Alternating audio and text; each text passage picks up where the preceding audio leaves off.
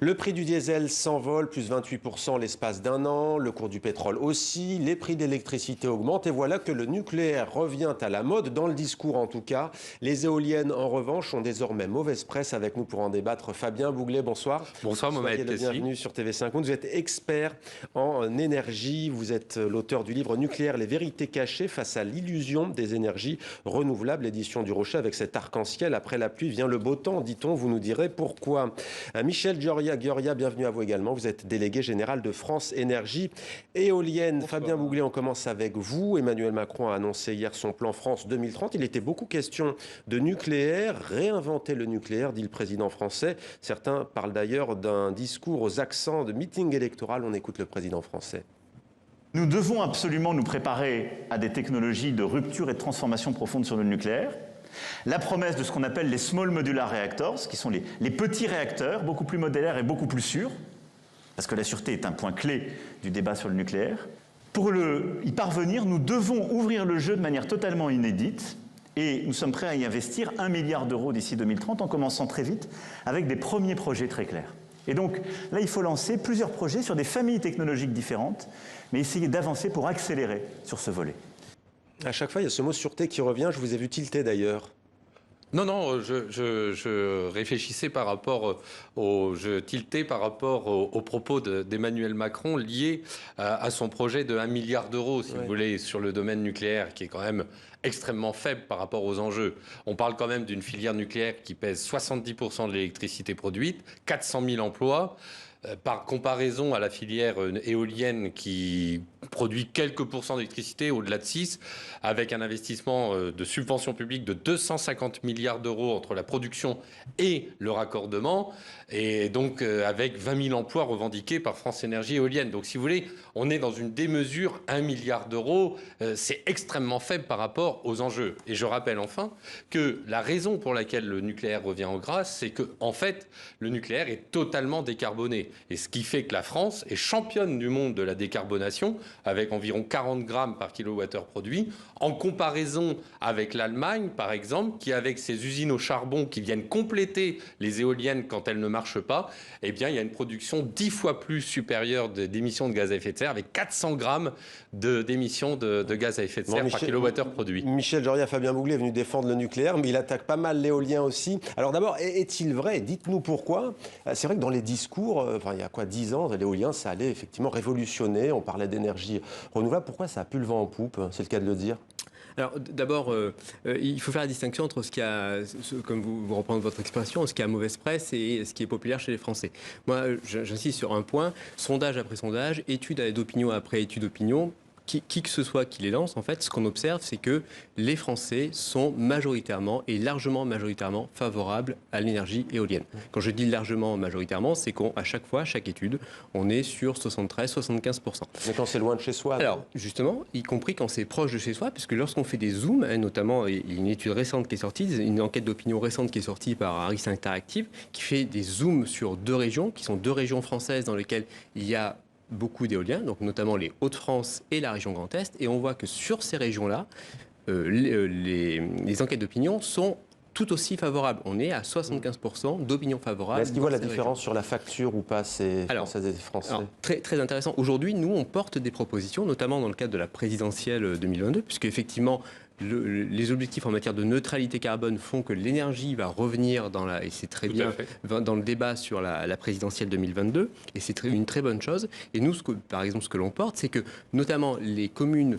ou les intercommunalités qui accueillent des projets d'énergie renouvelable CGE, que ce soit des projets de solaire ou d'éolien, puissent en avoir une utilité directe avec des démarches d'autoconsommation et des prix d'électricité. Juste votre position sur le nucléaire, l'un n'empêche pas l'autre, ou vous êtes... Alors, complètement. Vous n'êtes pas contre le La mère des batailles, c'est le changement climatique. Ça, il faut vraiment l'avoir à l'esprit.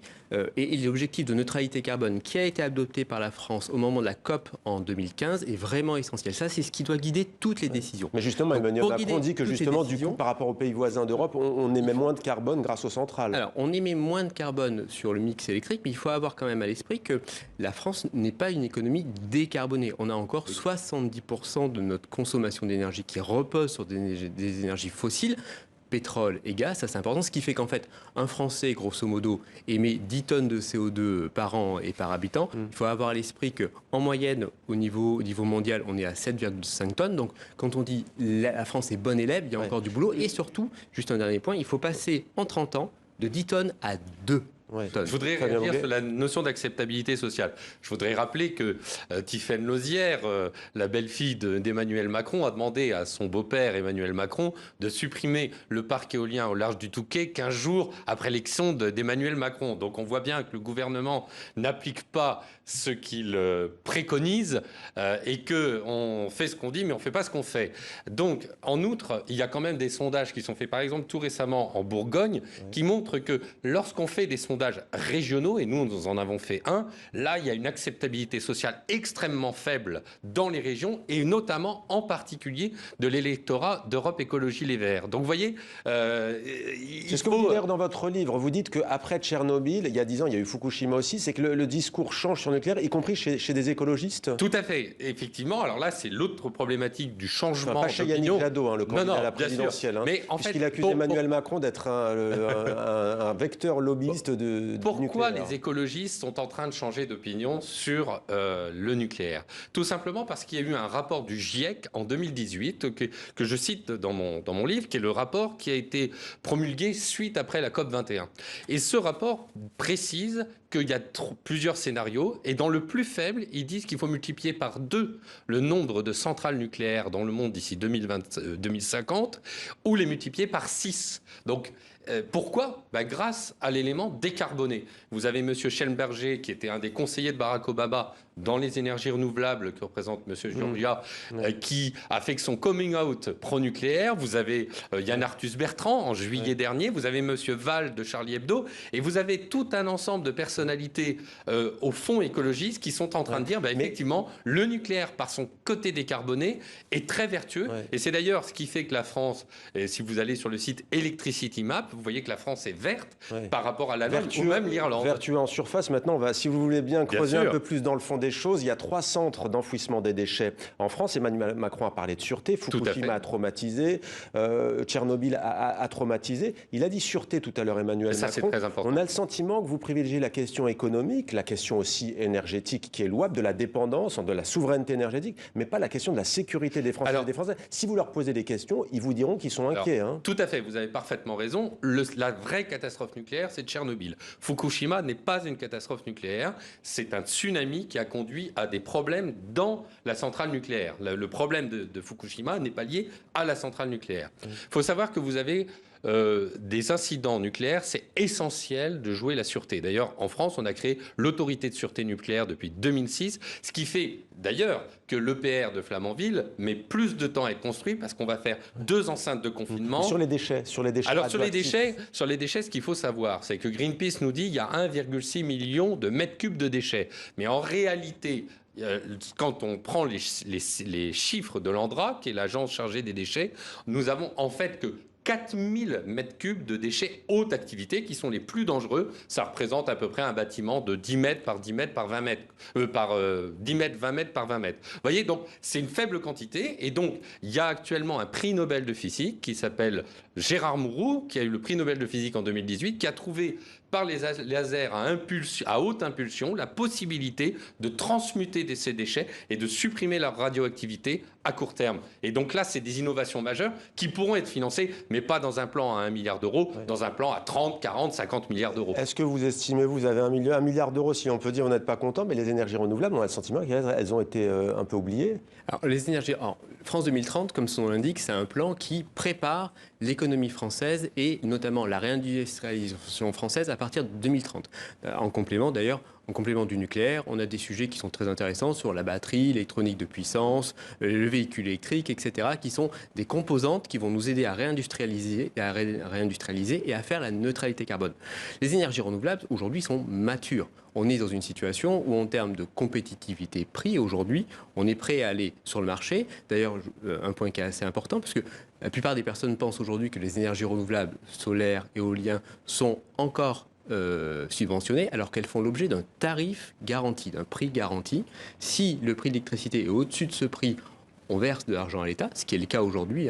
C'est 1,5 milliard qui vont retourner aujourd'hui, d'ici la fin de l'année, dans les caisses de l'État, puisque le prix garanti est très faible par rapport au prix de marché aujourd'hui. Donc ça va permettre notamment de soutenir le chèque énergie, etc. Et c'est pour ça qu'aujourd'hui, les énergies renouvelables ne sont pas dans le plan, puisqu'on est dans un plan dans une économie qui est déjà compétitive et en capacité de se déployer. Et ça, c'est un point qui est vraiment important, puisque dans la neutralité carbone, aujourd'hui, on a certes une division par 6 d'ici 2050, mais on doit baisser nos émissions de gaz à effet de serre de 40% dans moins de 10 ans. 40% dans moins de 10 ans. Donc il faut très vite, à la fois, améliorer l'efficacité énergétique, isoler nos logements, changer nos chaudières au fioul, accompagner l'évolution vers la mobilité électrique et transport en commun, vélo, etc. Et déployer ce qui est déployable rapidement, et notamment les énergies renouvelables. Alors, pour terminer, il nous reste peu de temps, mais j'aimerais vous entendre juste sur pourquoi vous parlez d'illusion des énergies renouvelables. On a bien compris que vous critiquiez les subventions par rapport effectivement au poids que pèsent aujourd'hui ces énergies renouvelables, mais il faut bien un début. Alors, pourquoi l'illusion ? En fait, il y a eu un rapport, ça s'appelle Stratégie nationale bas carbone, qui est un rapport qui précise que si on baisse la part du nucléaire d'ici 2035 ou 2025 puis 2035, eh bien, on sera obligé de construire 20 centrales à gaz qui aura pour conséquence l'augmentation des émissions de gaz à effet de serre. Il faut bien comprendre que l'intermittence des éoliennes, elles ne produisent que 25% de leur capacité maximale de production, font qu'on est obligé d'utiliser en backup, la terminologie professionnelle, des centrales aux émissions fossiles. Et c'est la raison pour laquelle l'Irlande, qui n'a pas de centrale nucléaire, émet 10 fois plus de gaz à effet de serre que la France, qui est vertueuse grâce à son nucléaire. Merci beaucoup à tous les. Juste pour finir, vous êtes en lien avec les éoliennes, on le sait, mais vous rassurez-nous, les yeux dans les yeux, vous n'avez aucun lien avec l'industrie nucléaire. Je n'ai aucun lien, je travaille professionnellement dans le marché de l'art. Vous nous l'auriez dit, j'imagine. Merci. Et c'est mentionné dans mon livre. Et c'est mentionné. Voilà, c'est mentionné sur TV5 Monde aussi. Merci Fabien Bouglet d'avoir répondu à la question. Merci beaucoup également Mohamed Michel d'être venu. Merci.